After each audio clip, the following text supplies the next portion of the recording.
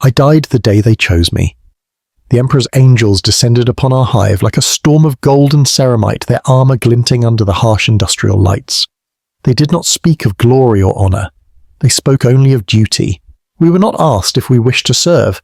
In the Imperium, service is not a choice. It is the only purpose worth living for. And so I was taken, along with 30 other boys, from the brutal gang wars of Hive Secundus. I remember the last glimpse of the only home I had ever known, the spires of rusted metal reaching desperately toward a sky none of us had ever seen, the acrid smoke that filled our lungs from birth, the constant drone of machinery that lulled us to sleep each night. These were not things of beauty, but they were mine, all that I had known, all that I would never see again. The transport ship hummed around us as we sat in silence. No one dared speak. The presence of the Space Marine who stood guard over us was enough to silence even the most brazen of hive-gangers. His armor was the deep crimson of spilled blood, adorned with symbols of war and devotion. His helmet, a skull-faced visage, betrayed no emotion, no weakness. We knew of the Angels of Death only through whispered stories and propaganda pics, but nothing had prepared us for the sheer physical dominance they exuded. Each movement was deliberate, controlled, as if the universe itself yielded to their will. "You are not chosen for greatness," the Space Marine finally spoke, his voice amplified and distorted through his helm's Vox grill. "You are raw material, nothing more. Many of you will die. Most of you will fail. This is not a path to glory. It is a sentence of servitude until death claims you." These were not the words of recruitment I had expected. There was no promise of power or prestige, only duty and likely death. I looked around at the other boys. Some were barely into their adolescence, scrawny things with hollow cheeks and eyes too old for their faces. Others were like me, hardened by years of gang warfare, bodies scarred and minds calloused. We were united only in our fear, though none would admit it. The journey lasted 7 days, though time held little meaning in the metal belly of the transport. We were fed once per day, a nutrient gruel that tasted of nothing, yet filled our stomachs more completely than any meal in the Underhive. We were allowed to relieve ourselves twice daily under the watchful gaze of servitors. We slept on the metal floor without blankets, huddled together against the ship's cold. The Space Marine never seemed to rest, never seemed to require sustenance. He stood vigil, a statue of war incarnate. On the 7th day, a shudder ran through the ship. We had arrived. The loading ramp descended and light flooded the compartment, harsh and blinding. After days of dimness, we were herded out like cattle, blinking and disoriented. The world that greeted us was not the one we had left. Mountains reached toward the heavens, their peaks obscured by clouds. Forests of trees, things we had only seen in pit captures, stretched across valleys.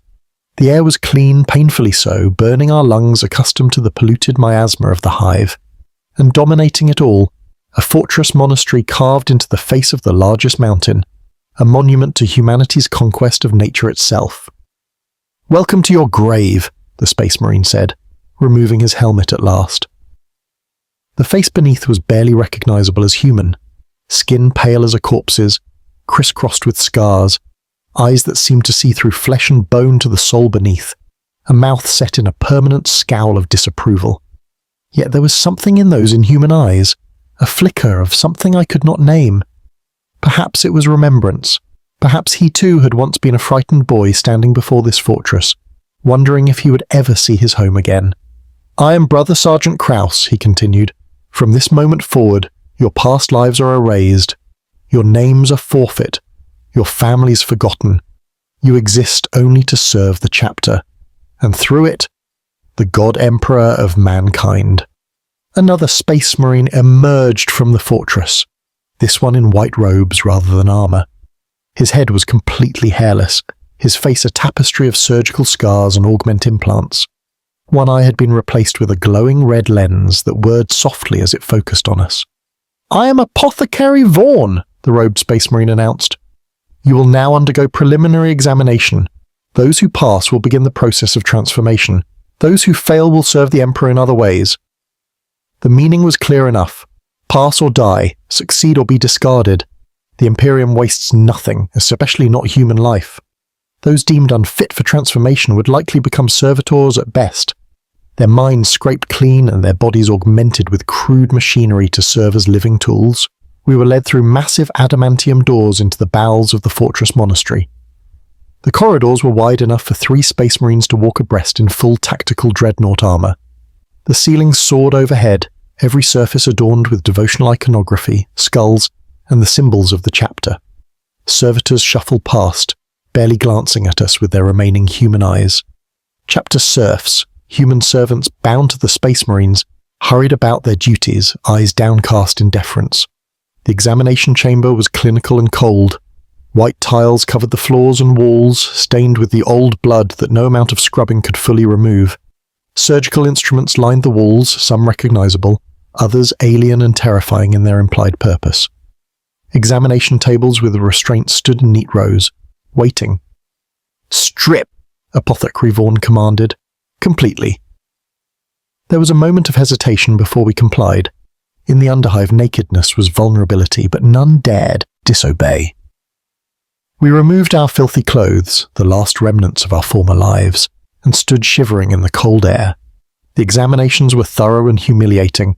Every orifice probed, every limb measured, every reaction tested. Blood was drawn, skin scraped, reflexes hammered.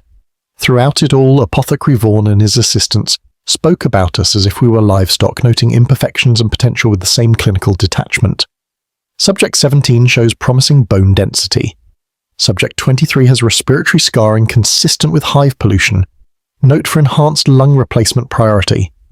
Subject 8 exhibits signs of malnutrition affecting skeletal development. Rejected. And so it went. Numbers, not names, materials, not men. 3 boys were taken away during the examinations, deemed unsuitable. Their faces showed relief mingled with shame.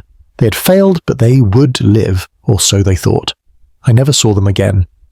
When the examinations were complete, we were given identical grey robes and led to a dormitory of sorts. Rows of narrow cots, each with a thin blanket and nothing else. No decorations on the walls, no personal effects permitted. A servitor stood at the entrance, its human components visible beneath poorly grafted machinery. "Sleep," it droned in a mechanical approximation of human speech. "Tomorrow you begin to die." I lay on my assigned cot, the unfamiliar softness of even this sparse mattress disconcerting after a lifetime of sleeping on metal and concrete. Around me the other boys shifted restlessly, some silently weeping, others staring vacantly at the ceiling. None spoke. What was there to say? We had been chosen, but for what? To become inhuman warriors in service to a god-emperor none of us had ever seen, to die in the attempt. I thought of my gang in the underhive, the blood scorpions we called ourselves, a pathetic attempt at ferocity. We had fought and killed for territory no sane person would want, for resources so meager they barely sustained us. Yet there had been a brotherhood there, forged in shared suffering. Here, we were competitors. Only the strongest would survive to become Space Marines. The rest would be discarded, or worse. As sleep finally began to claim me, a strange peace settled over my mind. I had survived 18 years in the underhive, where most died before their 10th birthday. I had killed my first man at 12, a rival ganger who had made the mistake of turning his back on me. I had clawed my way to lieutenant in the Blood Scorpions through cunning and controlled violence. If anyone could survive this transformation, it would be me. I was wrong, of course. Tuaroral would not survive. He could not. For a Space Marine is not an elevated human. He is something else entirely, something both more and less than the sum of humanity's potential. The next morning came too quickly. Announced by a deafening klaxon that jolted us from sleep, we were given 5 minutes to relieve ourselves in communal facilities that offered no privacy, then herded to an enormous dining hall. Space Marines sat at raised tables, consuming vast quantities of food with mechanical efficiency. We aspirants were directed to lower tables, where bowls of nutrient porridge awaited us. "Eat quickly," a chapter serf instructed. "You have 10 minutes." The porridge was bland but filling, designed for nutritional value rather than taste. As we ate, I observed our surroundings more carefully. The dining hall's walls were adorned with battle trophies, alien body parts preserved in stasis fields, shattered enemy weapons mounted like devotional objects. Above it all hung an enormous aquila, the 2-headed eagle symbol of the Imperium, its golden wings spanning the entire ceiling. Before we had finished eating, Brother Sergeant Krauss entered the hall. His presence immediately silenced all conversation among the aspirants. "Today," he announced, "we begin to remake you. Your bodies are weak. Your minds are untested. Some of you will not survive the physical conditioning required before implantation can begin. This is by design. Only the worthy will receive the Emperor's gifts." We were led to a vast training ground, an open courtyard surrounded by the fortress walls. The morning air was frigid, our breath visible in white clouds. Mountains loomed in every direction, their peaks crowned with snow despite the summer season. "Run," Krauss commanded simply, indicating a path that wound up the mountainside. "Those who fail to complete the circuit by the midday will not eat today. Those who fall behind tomorrow will not eat again. Those who fail on the third day will be removed from the program." The path stretched before us, disappearing into the tree line halfway up the nearest mountain. None of us knew the full length of the circuit, but it was clearly many kilometers. Having spent our lives in the confines of a hive, none of us had ever run such distances. Most had never run at all, beyond short sprints through underhive corridors, and so we ran. The initial pace was manageable, but the constant incline and thinning air quickly took their toll. By the first kilometer, the group had already spread out. The strongest pushed ahead while the weakest began to fall behind. I found myself somewhere in the middle, my gang-hardened body serving me well enough, but my lungs burning with each breath of the clean mountain air. The path grew steeper, winding through dense forests where roots threatened to trip us at every step. Then it emerged onto rocky outcroppings, where a single misstep meant a fall of hundreds of meters. All the while, servitor skulls hovered around us, monitoring our progress and reporting to unseen masters. I lost track of time as we ran. The sun climbed higher in the sky, beating down upon us without mercy. My grey robe was soaked with sweat, my feet bloodied within poorly fitted boots, yet I ran on, focusing on each step, each breath. This was not so different from the underhive, I told myself. Life there was a constant test of endurance and will. This was merely another form of the same struggle. When I finally staggered back into the training ground, the sun was directly overhead. I'd made it by midday, though barely. Of the 27 aspirants who had begun the run, only 18 had returned in time. The others trickled in over the next few hours, their faces gaunt with exhaustion and the knowledge that they would not eat that day. That night, as we collapsed onto our cots, muscles screaming in protest, one of the boys failed to return at all. No one spoke of him. No one asked questions. He had failed, and that was all that mattered in this new reality. The next day brought the same run, but this time with weighted packs strapped to our backs. The day after, we ran in primitive carapace armor. Each day the challenge increased. Each day more boys failed to return. By the end of the first week, our number had dwindled to 15. Those who remained grew stronger, our bodies adapting to the brutal regimen with surprising speed. The nutrient-dense food, the clean air, the constant physical stress, all served to transform us. Muscles developed, lungs expanded, reflexes sharpened, yet this was merely preparation. We were told our bodies were being conditioned to survive the true transformation that awaited us. In the second week, combat training began, not with the chainswords or bolt pistols of the Space Marines, but with wooden staves in our bare hands. Brother Sergeant Krauss and other training officers taught us the basics of Imperial close combat doctrine, a brutal but efficient style that emphasized overwhelming force and decisive strikes. We fought each other in endless drills and sparring matches. Friends were not permitted. Compassion was beaten out of us along with weakness. I took a perverse pride in my performance, my underhive experience giving me an edge in the viciousness required. Yet even I was humbled daily by the training officers, their transhuman bodies moving with impossible speed and precision as they demonstrated techniques or administered corrections. Each night brought new aches, new bruises, new scars. Our bodies were being remade through pain and effort, but it was our minds that concerned the chapter most. Hypno-indoctrination began in the third week. We would be led to a darkened chamber where we were strapped into metal thrones. Neural interfaces were attached to our skulls through painful connectors that pierced the skin. Then the visions would begin, flooding directly into our minds, bypassing our senses entirely. The history of the Imperium, the glory of the God Emperor, the treachery of the alien, the mutant, the heretic, battle doctrines and weapon specifications, litanies of hate and devotion. The information poured into us in a torrent that threatened to drown our very sense of self. Hours would pass like minutes, and we would emerge drained and disoriented, our minds reshaped a little more each time. Knowledge without understanding is useless, Brother Chaplain Mordith told us during one of his sermons. Understanding without faith is dangerous. You will know, you will understand, you will believe, or you will die. The chaplain was a terrifying figure, his armour black as the void, his skull helm a visage of death itself. His Crozius Arcanum, a staff topped with the Imperial Aquila, crackled with energy that could shatter bones and rupture organs with a touch. He spoke not of the Emperor's love, but of his judgment, not of glory, but of duty, not of victory, but of sacrifice. "You think you suffer," he once said, pacing before us as we knelt in the chapter's chapel. "You know nothing of suffering. The Emperor sits upon the golden throne, his body a withered husk sustained only by the sacrifice of 1,000 souls each day. For 10,000 years he has endured this torment, never resting, never ceasing his vigil. What are your petty pains compared to his eternal agony? Nothing, less than nothing." By the end of the first month, only 10 aspirants remained. We had been moulded into something no longer fully human, yet far from transhuman. Our bodies were hardened, our minds filled with imperial doctrine. Our spirits were broken and reforged in the crucible of constant struggle. We were ready for the next phase. The true transformation was about to begin. The surgery took place in the Apothecarium, a vast medical facility deep within the fortress monastery.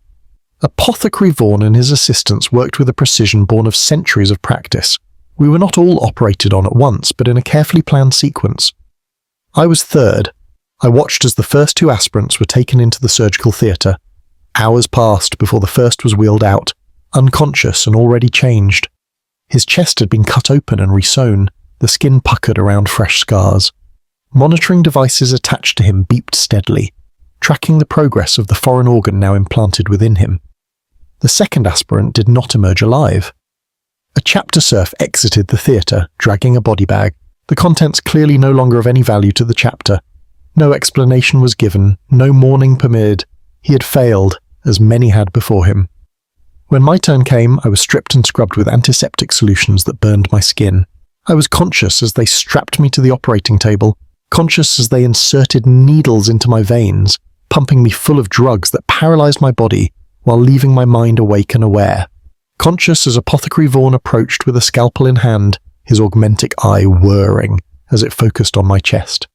"The secondary heart," he stated clinically, "the first of many gifts you will receive if your body accepts it." The pain was beyond description. Despite the drugs, I felt every cut, every manipulation of my internal organs to make room for something that should not be there. The secondary heart, harvested from the chapter's gene seed stocks, was a lump of artificially grown tissue that would eventually become a fully functioning second heart, providing redundancy and increased blood flow to feed my soon-to-be enhanced musculature. Throughout the surgery, Brother Chaplain Maud stood nearby, reciting litanies of strength and endurance. Whether for my benefit or as ritual obligation, I could not tell through the haze of agony. I wanted to scream but could not. I wanted to pass out but was denied even that mercy. When it was done, I was wheeled to a recovery chamber where the other surviving aspirant lay. His eyes met mine, and I saw in them the same trauma, the same fundamental violation. We had been told our bodies would be remade, but understanding came only now through shared suffering. We were being unmade first, torn apart so that something new could be constructed from the pieces. Recovery took weeks, during which the secondary heart slowly integrated with my circulatory system. The pain never fully subsided, merely changed in quality and location as my body fought against and gradually accepted the foreign organ. Regular blood samples were taken, analysed, and adjustments made to drug regimens. I existed in a twilight state between agony and unconsciousness. Once the secondary heart was deemed successfully implanted, the next phase began. The osmodula, a small organ implanted at the base of the skull, began to alter my skeletal structure. Bones thickened and strengthened, reinforced by ceramic-like deposits. The process was excruciating, like growing pains magnified 1,000-fold. I could feel my very skeleton changing within me, stretching my skin, pulling at my muscles and tendons. One by one, the other organs followed. The biscopia implanted in the chest cavity drastically accelerated muscle growth. The hematopoietic organ placed within the main heart altered my blood chemistry to enhance oxygen-carrying capacity and promote rapid healing. The Laramans organ, nestled beside the primary heart, released specialized cells that quickly coagulated blood at wound sites, effectively sealing injuries almost instantly. Each implantation was followed by weeks of adjustment, training modified to test and strengthen the new capabilities. We grew taller, broader, stronger, our senses sharpened, our reflexes quickened. With each change, we moved further from humanity and closer to the transhuman ideal of the Adeptus Astartes. Not all implants took successfully in every aspirant. 2 more of our dwindling number died when their bodies rejected the catalepsia node, an implant at the back of the brain that allowed a space marine to function without sleep by resting half the brain at a time. Another was crippled when the implantation of the omophagia, a pre-stomach that could neutralize toxins, went awry. He was taken away, presumably to serve the chapter in some lesser capacity, perhaps as a chapter serf if he was fortunate, more likely as a servitor if he was not. Throughout this process, our training continued whenever our bodies were capable. Physical conditioning grew ever more demanding as our enhanced physiology developed. Combat drills became more complex, incorporating the use of actual Astartes weapons and equipment scaled for our still-growing frames. Hypno-indoctrination intensified, delving deeper into chapter-specific battle doctrines and the minutiae of equipment maintenance. We were being programmed as much as trained, our minds shaped to think as space marines rather than as men. Individual thought was not eliminated but channeled, directed toward tactical analysis and combat efficiency rather than personal desires or ambitions.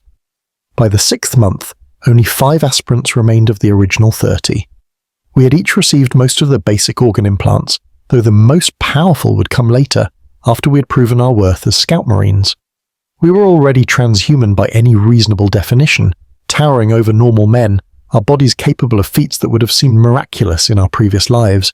Yet we were still neophytes, still unproven.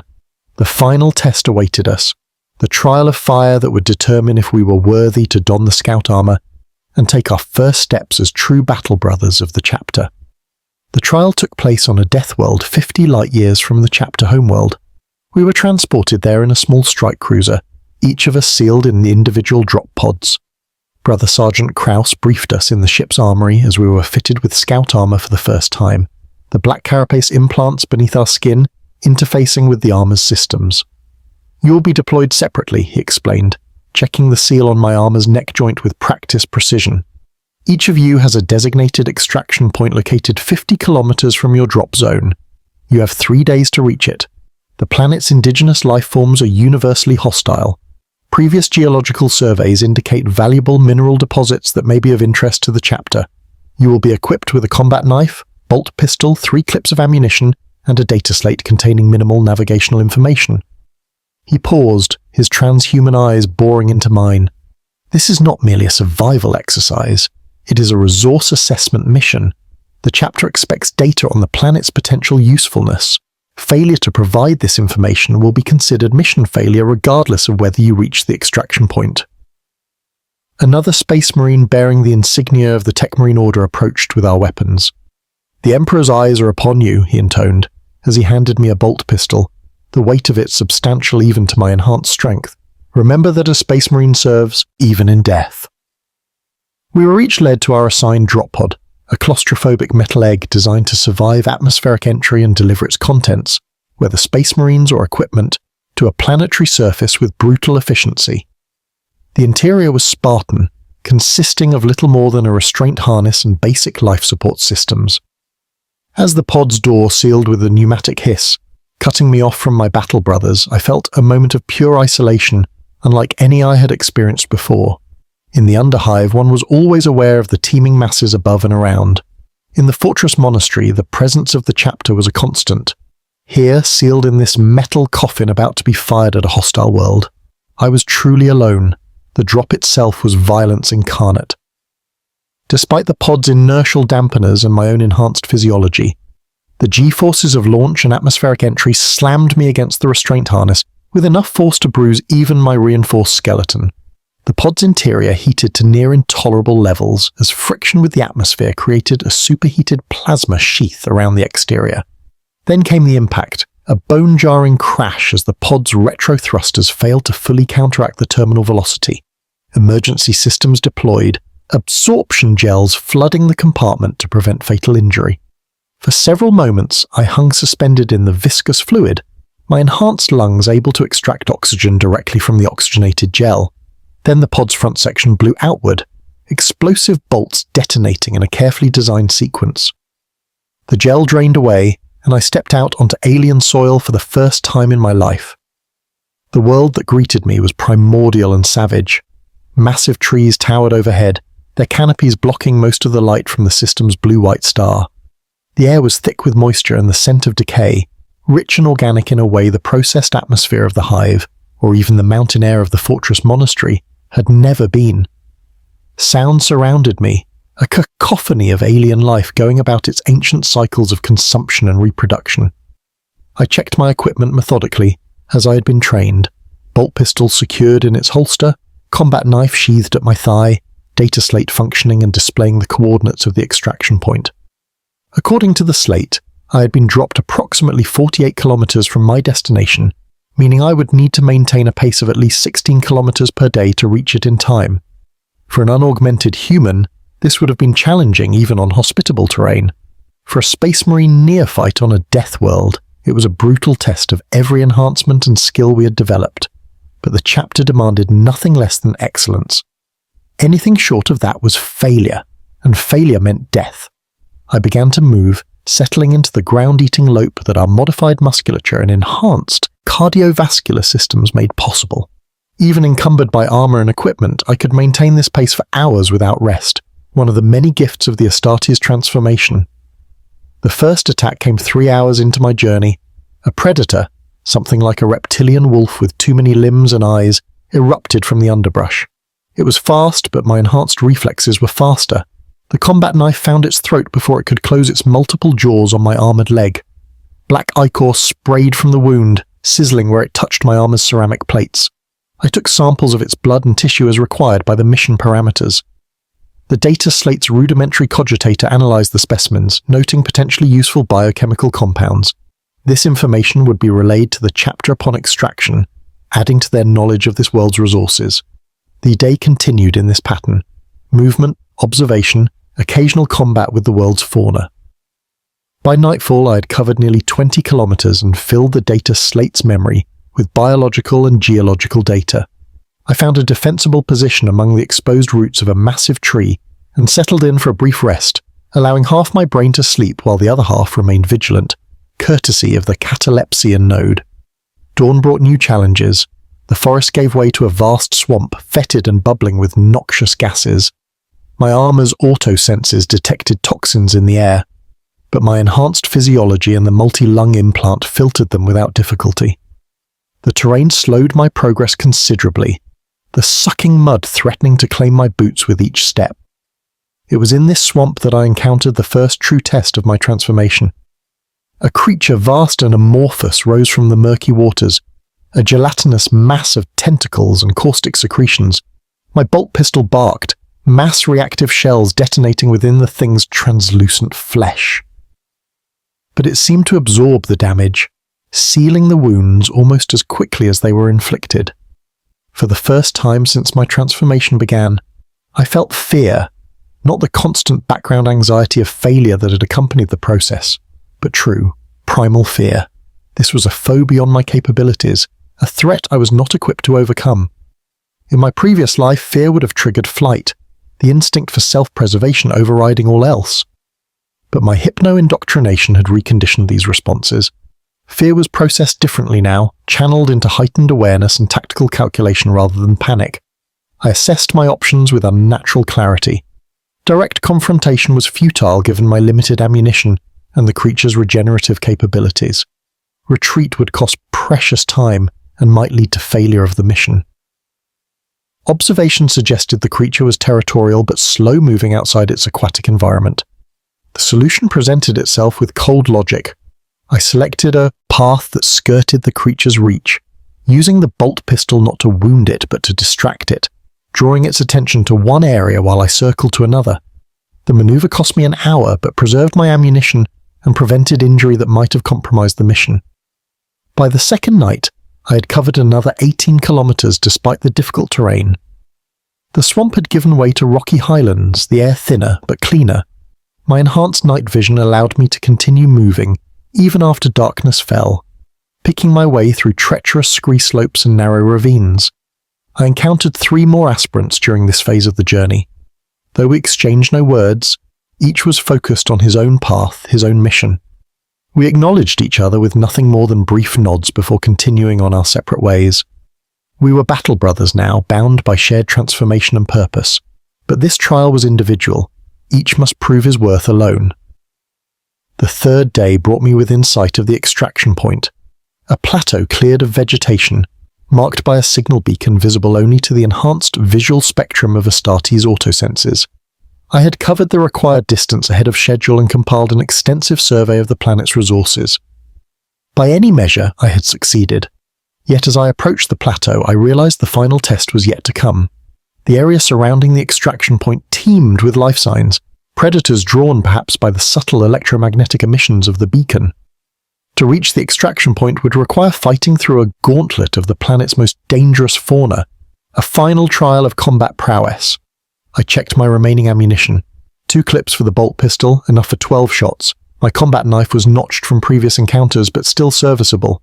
My armor had sustained minor damage, but remained functional. I was tired, having allowed myself only the minimum rest required to maintain combat effectiveness. The engagement lasted 27 minutes by my armor's chronometer. I expended all remaining ammunition, and was forced to rely on the combat knife for the final 3 kills. My armor's left pauldron was torn away by claws that could shred ceramite, and a caustic spray from one creature had damaged the seal on my right gauntlet, exposing the skin beneath to the toxic atmosphere. When I finally reached the beacon, blood, both human and Xenos, coating my armor, Brother Sergeant Crastus was waiting. He stood impassive, his bolter held casually at his side, giving no indication whether he had observed my approach or the combat that preceded it. "You're late," he stated flatly. I checked my chronometer. I had indeed missed the designated extraction time by 13 minutes, delayed by the unexpected resistance around the plateau. "The mission data," I responded, offering the data slate rather than excuses. Crastus took it, interfacing it with his armor's systems to rapidly assess the information I had gathered. For long moments, he stood motionless, only the occasional flicker of his autosenses indicating any activity. "Acceptable," he finally declared, returning the slate. "Though your tactical assessment of the northern mineral deposits lacks depth." He turned and began walking toward the gunship that waited at the center of the plateau, its engines idling. I followed, matching his pace despite my fatigue and injuries. "How many survived?" I asked, the question escaping before I could suppress it, a remnant of human curiosity not yet fully purged by my indoctrination. Crastus did not break stride or turn. 3, including you. The others failed to reach their extraction points within the allotted time or failed to gather adequate mission data. 3 out of 5 who had begun the trial, 3 out of 30 who had been taken from the hive, a 90% attrition rate, and we were not yet full battle brothers. The cost of creating an Astartes was measured not just in resources, but in human lives, in potential extinguished so that the few worthy might ascend. The return to the chapter homeworld passed in a blur of medical treatment and debriefing. My injuries were tended to with the same clinical efficiency that had characterized every aspect of the transformation process.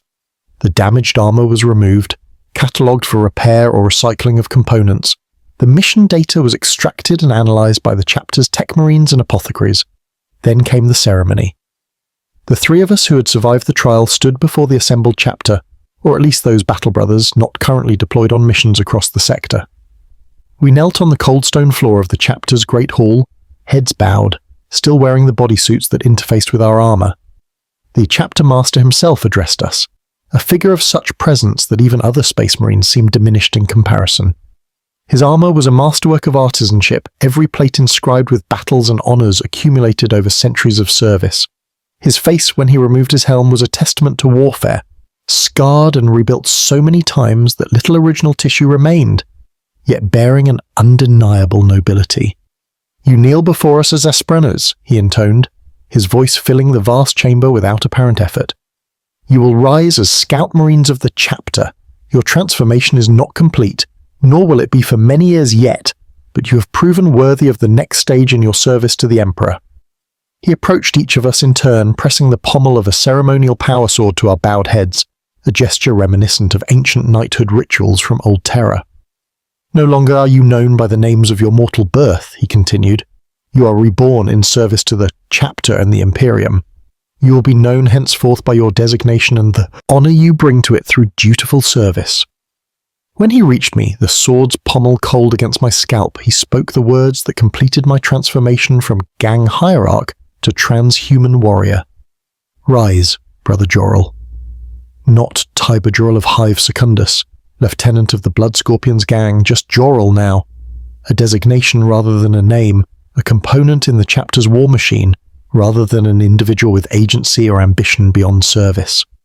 We were assigned to the 10th Company, the Scout Company that served as the final training ground for neophytes before they would earn their place as full battle brothers. Scout Sergeant Toron became our new taskmaster, a veteran of 3 centuries who had chosen to forego promotion to train the next generation of Astartes. His face was a roadmap of old scars, his left eye replaced with a simple augmentic that glowed a dull red in darkness. "Forget everything you think you know about combat," he told us on our first day of scout training. "You are no longer gangers or militia, or whatever you were before. You are weapons of the Imperium, and you will learn to kill with the precision and certainty that befits your station."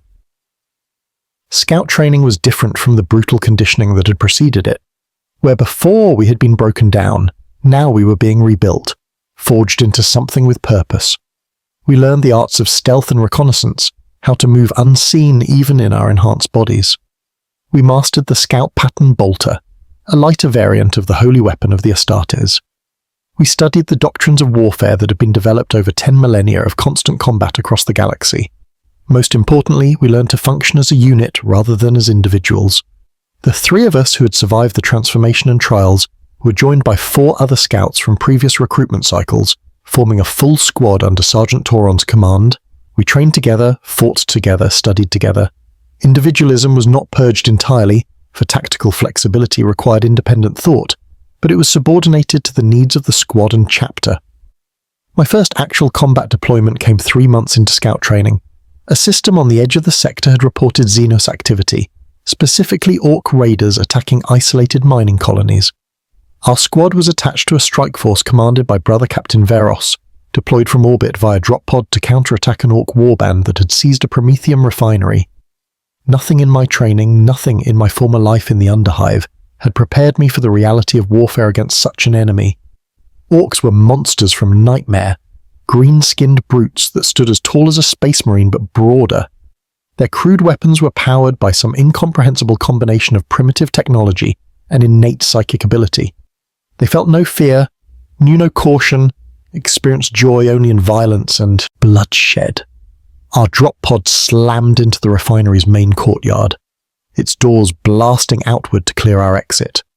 The full battle brothers were first out, tactical marines in their blue armor, advancing with disciplined fire from their bolters, cutting down the first wave of orcs with practiced efficiency.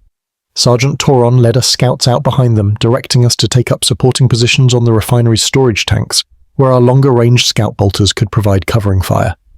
The stench was the first thing that struck me, a miasma of crude fungal growth, unwashed bodies, and industrial chemicals that penetrated even my enhanced filtering systems.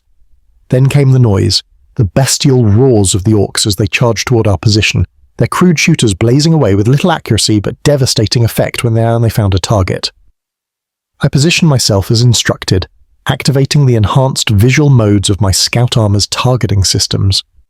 Through the scope of my bolter, I could see individual orcs in detail, their misshapen faces twisted in expressions of feral delight as they engaged in combat. I selected targets according to the doctrines I had been taught, prioritizing those carrying the heaviest weapons or displaying the crude symbols of orc leadership. My first kill in true combat was an orc nob, a brute nearly twice the size of its fellows, wearing cobbled-together armor plates and wielding a massive cleaver that could shear through ceramite with its powered edge. I tracked it through my scope as it charged toward the tactical squad's flank, marking its path and calculating the lead necessary to compensate for its movement. 3 rounds fired in rapid succession caught it in the head and throat. The first 2 penetrated its thick skull, detonating inside the brain case. The third was unnecessary, but Sergeant Toron had taught us to ensure our kills. Waste in ammunition was preferable to leaving an enemy with any chance of continued resistance. The battle lasted 3 hours and 27 minutes. The Orcs fought to the last, never retreating, never surrendering. We purged them from the refinery room by room, corridor by corridor, with bolter fire and combat blades. When it was over, 347 Orc corpses were counted. 2 full battle brothers had fallen, their gene seed harvested by the accompanying apothecary for return to the chapter. One of my fellow scouts, Brother Kraus, lost an arm to an orc chopper, necessitating a bionic replacement that would be installed upon our return to the fortress monastery. I had performed adequately according to the Sergeant Taron's assessment, not exceptionally, but without major error. I had expended ammunition at an acceptable rate, maintained discipline under fire, and followed orders without hesitation. In the Underhive, such a battle would have been the stuff of legend, spoken of for generations. Here it was merely another minor engagement, a small victory in an endless war that had raged since before my ancestors were born and would continue long after my eventual death in service. The next 2 years passed in a cycle of training and deployment. We were sent to combat zones across the sector, always in support roles, learning through observation and controlled participation. With each deployment, we became more proficient, more detached, more Astartes, and less human. The final implants were added when our bodies were deemed ready, the progenoid glands that would eventually allow us to pass our genetic legacy to future generations of Space Marines, and the black carapace that interfaced directly with our power armor. The day I received my power armor was the day Tiber Joral truly died, if any part of him had survived the preceding transformation. I stood in the chapter's armory as the artificers and tech marines performed the sacred rituals of armoring, anointing each component with blessed oils before attaching it to my body. The process took hours, each piece connected to the black carapace interface with reverent precision, each seal checked and rechecked for integrity. When the final component, the helmet, was handed to me, I experienced a moment of profound disconnection from my former self. I raised the helmet and looked into its empty eye lenses, seeing my reflection distorted on their surface. The face that looked back was not one I recognized. The features were too perfect, too symmetrical, the result of enhanced healing and the osmodula's effect on my bone structure. The eyes were no longer the muddy brown of my birth, but a piercing amber, a side effect of the occult implant that enhanced my vision. The skin was pale, where once it had been the olive tone common to hive dwellers, now rarely exposed to natural light. I donned the helmet, hearing the hiss as it sealed to the gorget. The autosenses came online, flooding my awareness with tactical data, environmental readings, and squad status indicators. The world became at once more detailed and more abstract, filtered through layers of augmented interpretation and combat prioritization. Brother Joral, the master of the armory, addressed me, his voice coming through my helmet's vox with perfect clarity. You bear now the full panoply of war granted to the Adeptus Astartes. Treat it as an extension of your body, for that is what it is. Maintain it as you would maintain your bolter or combat blade, for it is as much a weapon as those. Respect it as you would respect the chapter's banner, for it represents 10,000 years of warfare in the Emperor's name. I flex my gauntleted hands, feeling the power armor's systems respond to the neural impulses transmitted through the black carapace. The suit multiplied my already enhanced strength many times over, yet moved with a fluidity that belied its massive weight. I took a step, then another, adjusting to the sensation of walking in what was essentially a small tank shaped like a man. Your final trial awaits, the armory master continued. May the Emperor guide your bolter. The final trial was both simpler and more profound than any that had come before. We were taken deep into the fortress monastery to a chamber known as the Hall of Truth. There, attended only by the chapter's senior officers and chaplains, we would face the ultimate test of our transformation and indoctrination.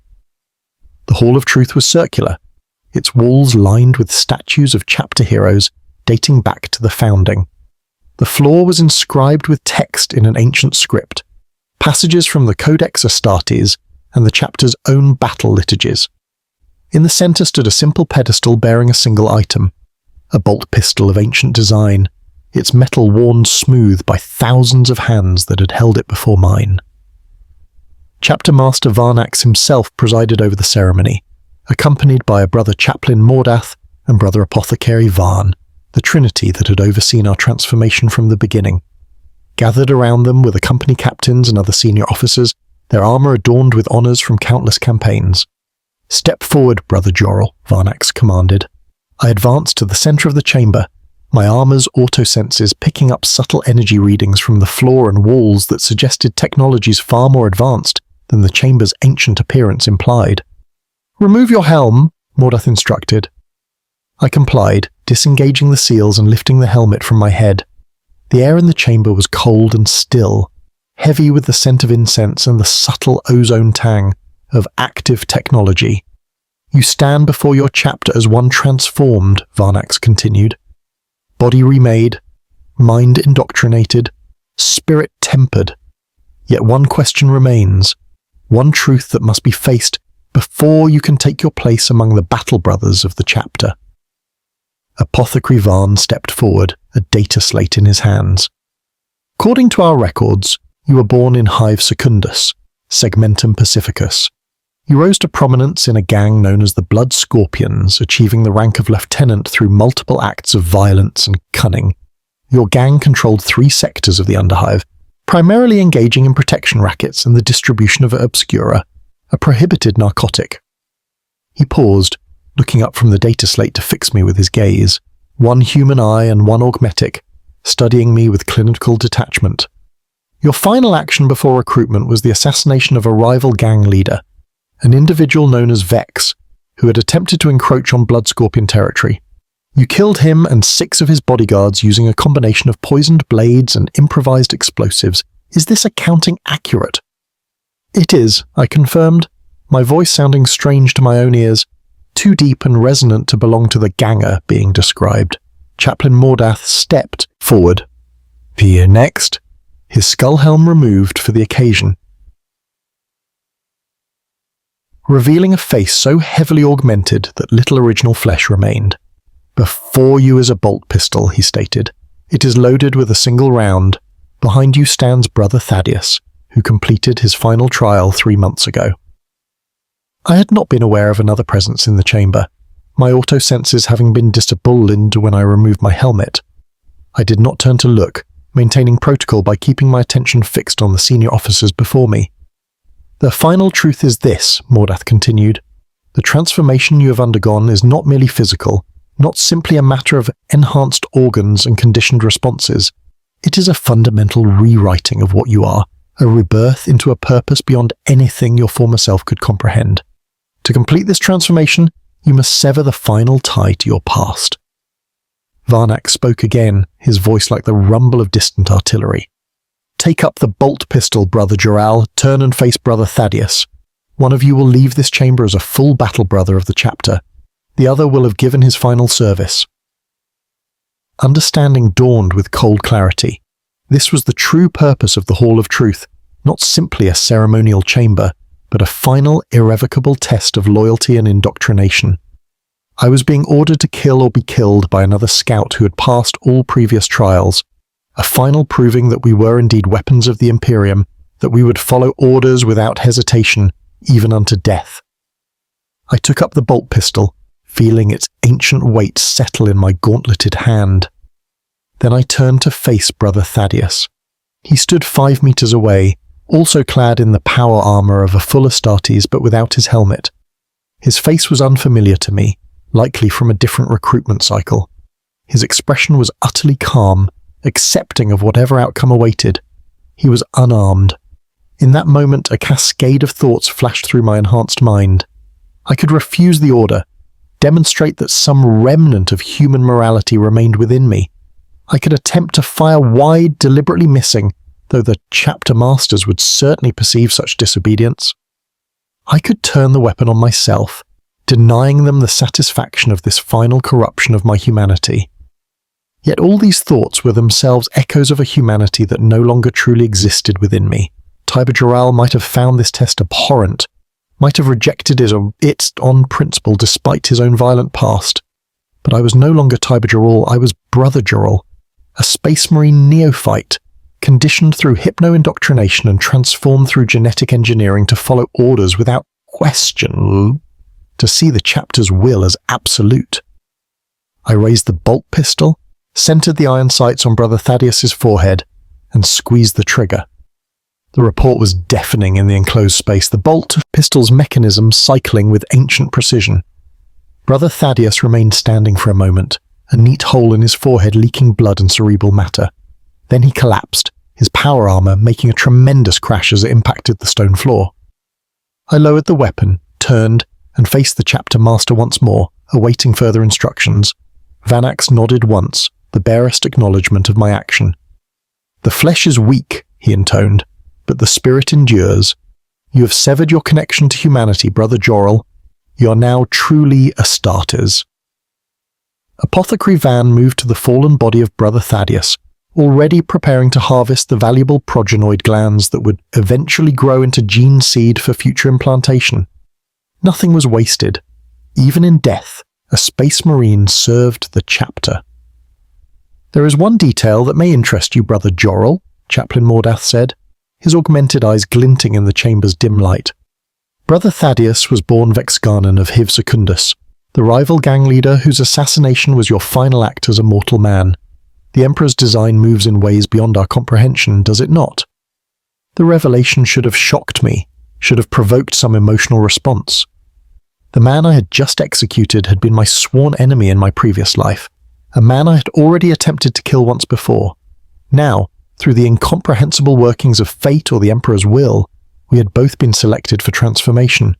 Both survived the brutal process, only for one to execute the other in this final trial. Yet I felt nothing.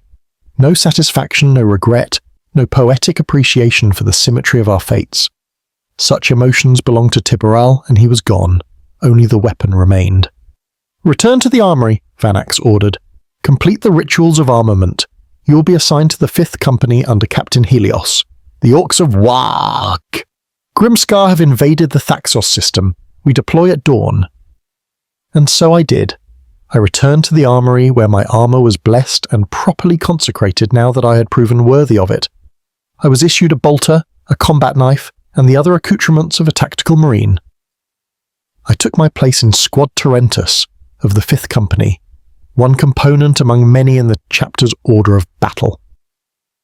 That evening, as I performed the proper rites of maintenance on my weapon and armor, Brother Sergeant Tarentus approached me in the company barracks. "The first deployment is the hardest," he said without preamble, "not because of the combat, because it is the first time you truly understand what you have become." I looked up from my work, my hands never ceasing their methodical cleaning of my bolter's firing mechanism. "I understand my purpose, Brother Sergeant." "No," he replied, his voice carrying the weight of centuries of service. "You understand your function. Purpose comes later, if at all. Function is what you do. Purpose is why you do it." He sat beside me on the maintenance bench, his own armor already prepared for the coming deployment. When I was newly elevated to the battle companies, much like you, I found myself questioning, not our orders, not our doctrine, but the deeper meaning of our existence. We are created to fight and die for an Imperium that scarcely acknowledges our sacrifice to protect humans who fear us as much as they revere us. We are weapons, yes, but weapons wielded for what end? The question seemed dangerously close to heresy, the kind of philosophical doubt that brother chaplains were tasked with purging. Yet Tarentus was a veteran of 2 centuries of warfare, his loyalty beyond question. "I found my answer in the most unexpected place," he continued. "A compliance action on a hive world not dissimilar to your birth world. We were deployed to put down a worker insurrection that had turned violent. A simple mission beneath our capabilities, but the local PDF forces had failed, and the planetary governor had called upon the chapter." He paused, his enhanced eyes focused on something beyond the barracks walls, a memory preserved with transhuman clarity. "We were clearing a hablock when I encountered a family cowering in their dwelling. Parents and 3 children, terrified both of the insurrectionists who had taken over their level, and of us, the Emperor's Angels of Death, come to restore order. The father stood before his family, arms spread as if he could somehow protect them from a bolt round or frag grenade. There was no defiance in his stance, only desperate, animal fear for his offspring. Terentus turned to look at me directly. In that moment I understood, and not intellectually but viscerally, that man, weak and mortal, and insignificant in the great machinations of the Imperium, possessed a courage born of love that we, for all our genetic enhancement and indoctrination, could never truly comprehend. He was what we protect, not the Imperium as an abstraction, not the distant emperor on his golden throne, but humanity in all its flawed irrational glory. He stood, his point made. You executed Brother Thaddeus today without hesitation, as was required. You are a weapon perfectly crafted for war, but never forget that weapons require wielders, and purpose is found not in the killing blow, but in what that blow protects. With that, he left me to my maintenance rituals, his words settling into my mind alongside the hypno-indoctrination and battle doctrines that now formed the architecture of my thoughts. The deployment to Thaxos 3 came at dawn as promised. We boarded the strike cruiser, Vigilant Faith, in perfect formation, each squad moving with the precision of a single organism rather than individual warriors. The journey through the warp would take 17 days, during which we would prepare, train, and pray for the coming battle. In my meditation cell, as I knelt before the small shrine to the Emperor that every Space Marine maintained, I contemplated Brother Sergeant Terentus's words. The concept of purpose beyond function was still difficult to grasp with my remade mind. I had been conditioned to follow orders, to kill the enemies of the Imperium, to serve until death claimed me. What purpose could exist beyond these parameters? Yet some small remnant of Tiber Jor-El, some echo of the human I had once been, reached for this concept. I remembered the Underhive, the daily struggle for survival that consumed the lives of its inhabitants. I remembered my gang, the crude brotherhood forged in shared hardship and violence. I remembered my mother, her face now blurred by time and hypno-indoctrination, who had died of a preventable disease because medicine was a luxury the underclasses could not afford. These memories were like artifacts from another life, viewed through armoured glass, impossible to truly reclaim. But they contained something that my new existence lacked, a quality that defied the logical structures of Astartes' thought patterns. I completed my devotions and rose, setting aside these reflections as irrelevant to my function. We would reach Thaxos 3 in 17 days. There would be orcs to kill, ground to secure, orders to follow. The question of purpose could wait, perhaps indefinitely. As I prepared for the first training cycle in the strike cruiser's practice cages, my enhanced hearing caught a conversation between two chapter serfs preparing equipment nearby. They spoke in hushed tones, unaware that a space marine could hear them from such a distance. Another batch of new ones, one serf said. Faces like stone, all of them. Remember when we were taken from Hive Primus? We thought they would be our saviors, taking us into the stars. They are what they need to be, the other replied. The Emperor's finest, his angels of death. Without them, the Imperium would have fallen millennia ago. I know, said the first, but sometimes I wonder what they sacrificed to become what they are. Not just their bodies, but what's inside, the human part. The first serf made the sign of the Aquila hastily. Dangerous thoughts those. Best keep to your duties. The angels hear more than you think. They moved away, their conversation turning to more mundane matters of equipment preparation, but their words lingered in my thoughts, uninvited and unwelcome. What had I sacrificed? Everything that made Tiber Jor-El a person, certainly my past, my connections, my capacity for certain emotions and experiences. But was that truly a sacrifice if those things would have led only to an inglorious death in the Underhive, forgotten and meaningless? Was it not better to serve as a weapon in the Emperor's arsenal, to die with purpose if not with understanding? Purpose. Again, the concept circled in my mind like a predator, challenging the neat structures of my indoctrination. I pushed it aside once more, focusing instead on the coming combat drills. There would be decades, perhaps centuries if I survived, to contemplate such matters. For now, there were orcs to kill and a sector to secure. As the strike cruiser Vigilant Faith entered the warp, its Geller field holding the horrors of the Imperium at bay, I joined my squad for tactical briefings. The purity of combat would clear my mind of these unnecessary philosophical digressions. I was Brother Jor-El, tactical marine of the 5th Company. I was a weapon of the Imperium, forged from human material but elevated beyond humanity's limitations. And if some ghost of Tiberall still haunted the transhuman weapon I'd become, it would fade in time, lost beneath the weight of centuries of warfare and service. This was not a tragedy to be mourned, but simply the reality of what it meant to become one of the Emperor's angels of death. The boy had died so the weapon might live, and in the grim darkness of the far future, where there is only war, weapons are the only currency of consequence.